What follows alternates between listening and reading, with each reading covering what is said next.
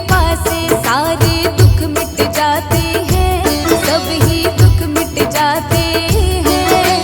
मंगलवार के व्रत की तुमको कथा सुनाते हैं, हम महिमा गाते हैं। तेरी जय हो वीर हनुमान, बलशाली बड़े बलवान, बलशाली बड़े बलवान, तेरी जय हो वीर हनुमान।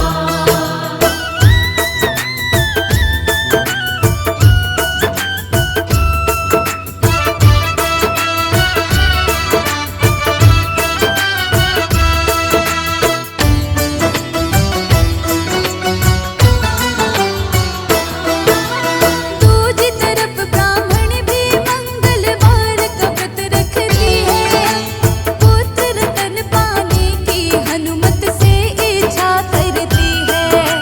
श्रद्धा भक्ति से हनुमान की वो पूजा करती थी, पहले भोजन इन्हें खिलाती, बाद में खुद खाती थी।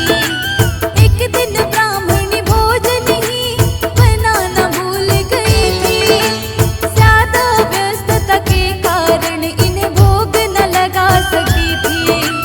निर्णय किया तब इसने, जब तक भोग न इन्हें लगाऊं, भूखी प्यासी रहूंगी तब तक मैं भी कुछ नहीं खाऊं।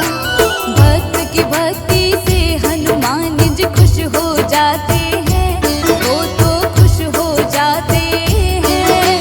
मंगलवार के व्रत की तुमको कथा सुनाते हैं, हम महिमा गाते हैं। तेरी जय हो वीर हनुमान, बलशाली बड़े बलवान, बलशाली बड़े बलवान, तेरी जय हो वीर हनुमान।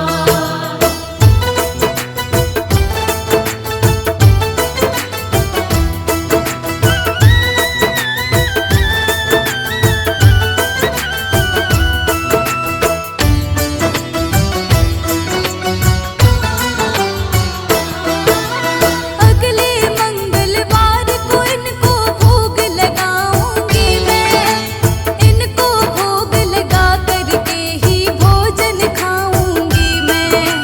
हनुमान की भक्ति में उसने छोड़ा आहार, भूखी प्यासी रही ब्राह्मणी पूरे ही 6 बार।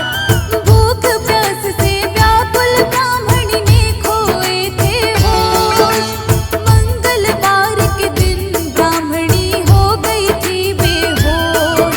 ब्राह्मण की भक्ति से खुश हो जाते हैं हनुमान, दर्शन देकर ब्राह्मणी को वो देते हैं वरदान।